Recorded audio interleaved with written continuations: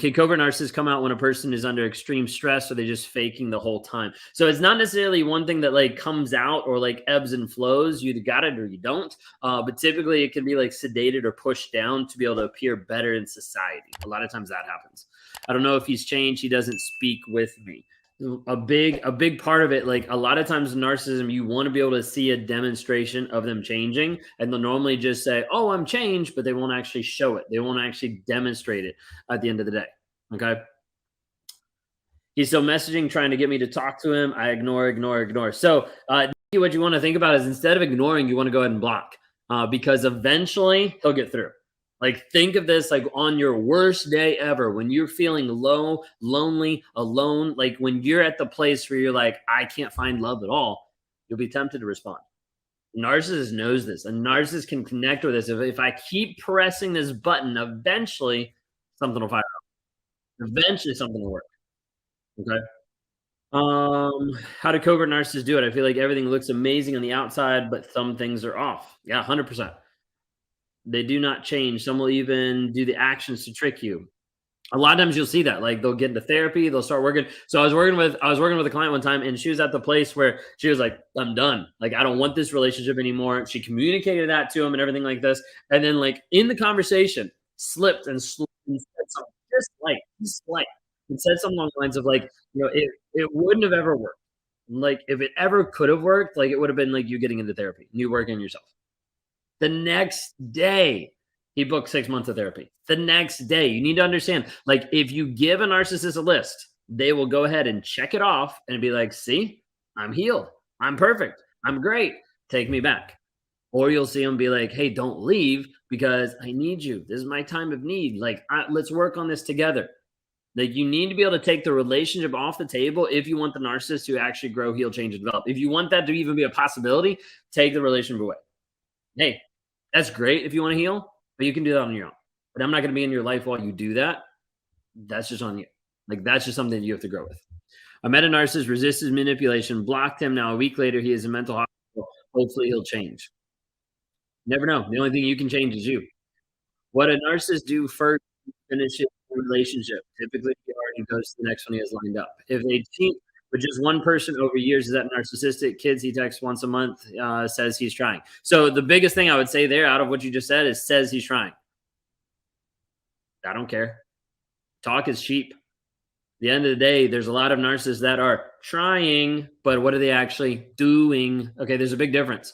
Okay. People can say anything. What do their actions actually demonstrate? This is what you need to understand. When you're stuck in a relationship, you're like, I don't know what to believe.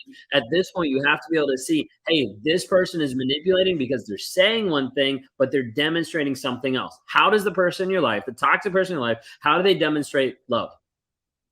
How do they demonstrate honesty? How they demonstrate vulnerability? How they demonstrate consistent change? How are they demonstrating that they care about you, that they respect you? How are they demonstrate? This is what we walk through inside the Escape Toxicity Challenge to help you understand. We break it down step by step of seeing what is actually shown here, what is actually demonstrated. Otherwise, you will get stuck and you'll start to believe the lies that the narcissist is telling you over and over and over. Escape Toxicity, you can click the link in the bio, okay? My ex is in a new relationship, but playing mind games like sending friend requests to me, blocking, unblocking, but not directly contacting me. Why is he doing it? So a big part of that is to get you to respond, to get you to react, to get you to eventually contact. So you need to go ahead and go block. How do I get her to talk to me again? She's ghosting, silent treatment, and stonewalling. So you're talking about you want the narcissist to talk to you again? Well, if you want that abusive relationship, just understand that's what you're doing when you're trying to go back to that. Like, at that point, you're dealing with a trauma bond and you need to break free and be able to view the situation clearly. If they're ghosting, if they're giving a silent treatment and they're stonewalling, they don't care about you. And then you start to have an addiction to that other person. That's what the trauma bond is, an addiction to that other person. Why can't he call the woman he cheats with to prove himself? Why can't he call the woman he cheats with to prove himself? I don't understand that. Like, you want him to prove himself that he is cheating, that he's not cheating? A big part of this kind of goes back to people want to get closure. Okay. So when you think about this, how many of you are like, I don't have closure? How do I get closure? Like, this isn't working. Okay. If you're struggling with this aspect of closure, I want you to think through this concept that closure doesn't come from the narcissist. Closure doesn't come from anyone else in your life. Closure comes from you alone. That's it. A lot of times people think if I just had him admit that he was a cheater, then I would feel better about walking away. If I just had the diagnosis that he's a narcissist, then I'd feel better about walking away. At the end of the day, you already know the truth. Closure typically for people when they get out of a toxic relationship is the other person admitting to the things that they've done. A narcissist isn't going to do that. Or if they do that, it's just going to be for manipulation to get you back in a certain way and to keep doing it more and more. You need to understand closure is for you, and closure is for you to actually do yourself. Of understanding this is the truth of the situation. That's what we do every single day. We try to help people break free from the truth, from the falseness that's going on to get to the truth. So think of it this way: a narcissist rewrites history. Okay. So a narcissist looks at this. So I'll give you an illustration. Narcissist looks at this and is like, hey, I lied to this person. I cheated on this person, blah, blah, blah. Like a whole list. Okay. Narcissist looks at it and is like, I got to rewrite this because I can't be that person. That's not the mask that I'm putting out there. That's not the image, the version of myself that I'm putting out there. So I can't be the bad person. So I have to rewrite it. So, oh, you know what? I'm actually not. So I rewrite it to be fantasy, to be fiction. Okay. Like I didn't lie. I just forgot. Yeah, that's a good one. I didn't cheat. Like I just needed my needs met, and we were in an argument, so like we were broken up. So like yeah, so they rewrite history. Okay, what we actually do with raw motivations is we help people rewire. It's the exact opposite. So it goes to the fantasy that you've been believing to help switch it back to the truth, to the reality of what's actually going on, because you're stuck in a fog, fear, obligation, and guilt with a toxic person, thinking that you need to stay, thinking that you shouldn't leave, thinking that it's your fault, thinking that you're not good enough, thinking that you'll never find love because of this person. Like you get to this place, and if you see this, if you're hearing what I'm saying, you're like connecting with it, you're stuck in this cycle. This is where I want you to reach out. Click on the link in the bio, Escape Toxicity. It's a 7-day challenge for $7 to help you move forward, to help you actually see what's going on with narcissistic personality disorder, what's going on with the reactive abuse, where you lash out and you're like, maybe it's me. Maybe I caused this. Maybe I'm the toxic person. Okay, so click the link in the bio to be able to see. If you asked me what closure I wanted to define, I couldn't. I wanted the pain to go. That was never anything he wanted. Yeah, constantly here. I forgot. I started to set limits, not allowing manipulation. He started ignoring me. How to cope? That's where you go ahead and block, go no contact, and start to move forward with your healing. Like there's a piece of there is no coping in a toxic relationship if the other person is not willing to actually meet you halfway. That's where you continue to move forward with your growth, your healing, your change, your development. After I read that one. Whoops. How do you tell between bad communication skills and a narcissist?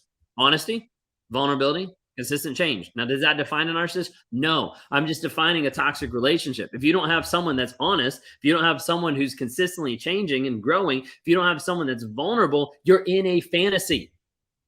You are stuck in a relationship that is not going anywhere. You're believing a bunch of bullshit that is keeping you stuck in a toxic relationship, and you need to move. You need to work on you to discover the truth of what's actually going on. The person he left me for is a liar and has a record. Why is that acceptable to him now? Because it doesn't matter. It matters what he wants in the moment. That's it. Like he'll tell you, I don't want to be with this person because they have a record, and then he'll go be with that person. Because it was never about that. It was just an excuse in the moment to make you feel better that he wasn't cheating or whatever it might be. There's a lot of different scenarios with that. What if you can't leave? This is a good question. I had this question from someone a couple weeks ago, and then she messaged saying that they left, moved into a homeless shelter because the abuse got so bad, they left. There wasn't another option. She just had to move. Sometimes people will get to the place where the pain gets so bad or the abuse gets so bad that they make moves that they never thought was possible before. Where you're typically not going to think of all your options because the narcissist has limited you in that, making you think you can't actually move forward. You can't actually grow. Okay. There is healing. There is a way out. We've seen this happen over and over to get people out. And it comes back to what you actually believe, to the story you're telling yourself that will keep bringing you back to that person over and over. No contact 83 days now. No contact 2 years. That's awesome. I hate that I feel like I'm over it, then we message each other, then I'm back to square one. That's because you message each other. Like, think of it this way, we'll put it in an addiction model. You're addicted to alcohol, and then you're like, "I'm over it. It's been 2 weeks, I've been sober. Let's go take a drink." And you take a drink, and you're back exactly where you were, and you're like, "I thought I was over this." Takes a lot more time than that.